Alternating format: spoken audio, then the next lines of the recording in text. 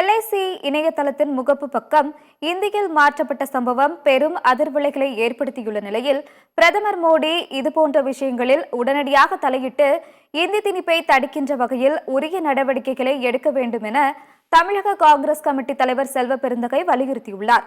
இது தொடர்பாக அறிக்கை வெளியிட்டுள்ள அவர், கடந்த 10 ஆண்டுகளுக்கு மேலாக மத்திய பாஜக அரசு அமைந்தது முதற்கொண்டு இந்தி சமஸ்கிருத திணிப்பு என்பது தொடர்ந்து நடைபெற்று வருவதாக குற்றம் சாட்டியுள்ளார்.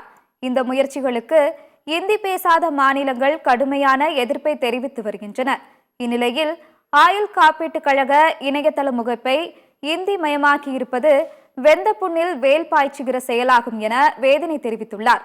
ஏற்கனவே மத்திய அரசு பணியாளர் தேர்வாணையம், அஞ்சல் துறை, தகவல் தொடர்பு துறை, ரயில்வே துறை என அனைத்து துறைகளிலும் இந்தி திணிப்பு நடைபெற்று வருவதை கடுமையாக எதிர்த்து வருகிறோம் என தெரிவித்துள்ளார். இந்தி பேசாத மக்களுக்கு இந்தியாவின் முதல் பிரதமர் பண்டித நேரு அவர்கள் கொடுத்த உறுதிமொழிக்கும், அதனைத் தொடர்ந்து பிறகு பிரதமராக வந்த லால் பகதூர் சாஸ்திரி, அன்னை இந்திரா காந்தி ஆகியோர் ஆட்சி மொழி சட்டத்தில் கொண்டு வந்த திருத்தத்தின் மூலமாகவும் இந்தி பேசாத மக்களுக்கு சட்ட பாதுகாப்பு வழங்கப்பட்டது என தெரிவித்துள்ளார்.